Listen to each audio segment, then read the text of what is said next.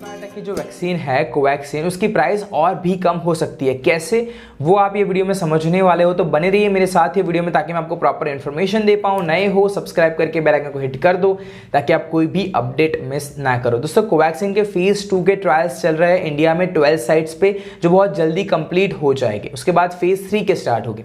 ऐसे में कंपनी ने एक नया प्रपोजल रखा है जिसमें वैक्सीन की प्राइस भी कम हो सकती है, उसके साथ साथ उसकी एक्सेसिबिलिटी भी बढ़ सकती है।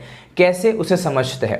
दोस्तों, अभी जितने भी वैक्सीनेशन के ट्रायल्स हो रहे हैं वो बेसिकली हो रहे हैं इंट्रामस्क्यूलर, और कंपनी अब करना चाहती है इंट्राडर्मिस। सबसे पहले आपको समझना पड़ेगा ये दोनों के बीच में डिफरेंस क्या है। आसान भाषा में एक्सप्लेन करता हूं। मान लीजिए ये एक निडल है।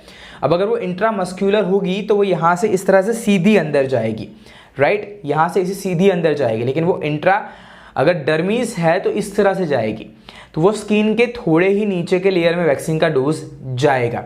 ये चीज कंपनी करना चाहती है, जिसे ऑलरेडी सब्जेक्ट एक्सपर्ट कमिटी जो CDSCO के अंडर काम करती है उसने अप्रूवल दे दिया है। अब समझते हैं कि इंट्राडर्मिस से किस तरह से, अगर इस तरह से वैक्सीन दी जाती है तो कैसे जो है इसकी प्राइस कम हो सकती है और कैसे इसकी एक्सेसिबिलिटीज जो है वो बढ़ेगी। दोस्तों, कंपनी ने एनिमल टेस्टिंग के रिजल्ट्स शेयर ऑलरेडी कर दिए हैं, जिसमें पता चल रहा है कि ये इस तरह की मेथड इफेक्टिव तो डेफिनेटली है, और ये काम करती है लो डोज पे। अगर हम इस तरह से वैक्सीन देते हैं जो इंट्रामस्क्यूलर होता है, जिसमें नीडल बहुत ही अंदर तक जाती है, उसमें हाई डोज की ज़रूरत पड़ती है। लेकिन अगर वैक्सीन को इस तरह से दिया जाता है इंट्राडर्मिस में, तो डोज की ज़रूरत इतनी ज़्यादा नहीं होती है। लो डोज से भी अच्छी इम्यूनिटी जनरेट हो पाती है। तो अब समझते हैं कैसे प्राइस कम हो सकती है और कैसे इसकी एक्सेसिबिलिटी बढ़ सकती है। मान लीजिए अभी X अमाउंट ऑफ डोज जा रहा है जिसकी प्राइस है X, ठीक है।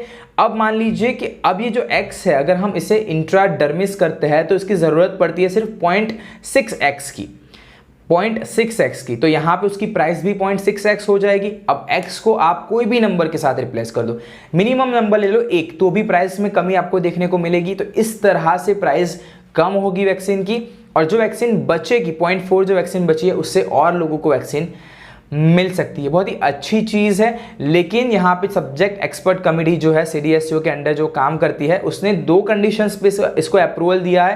पहली कंडीशन क्या है कि जिसे भी वैक्सीन इस तरह से दी जाए उसको 6 मंथ्स के बाद उसे एक बार चेकअप के लिए बुलाया जाए। एंड दूसरी जो इंस्ट्रक्शन जो दी गई है, आप कह सकते हो कि वो ये है कि इसके ट्रायल्स सेपरेट हो गए। जो इंट्रामस्क्यूलर हो रहा है इस तरह से जिन्हें वैक्सीन दी जा रही है उससे फ्यूज़ नहीं किए जाएंगे। तो ये 2 अच्छी कंडीशंस है। आशा रखता हूँ ये इन्फॉर्मेशन आपको पसंद आई होगी, आपको समझ आया होगा किस तरह से कोवैक्सीन की प्राइस जो है वो आने वाले समय में कम हो सकती है। अगर पसंद आए तो लाइक करो, शेयर करो ताकि ज़्यादा लोगों तक ये इन्फॉर्मेशन पहुंचे। नए हो चैनल को सब्सक्राइब करके बेल आइकन को हिट कर दो ताकि आप कोई भी अपडेट मिस ना करो। अगले वीडियो में आपसे मुलाकात होगी, तब तक के लिए जय हिंद, वंदे मातरम।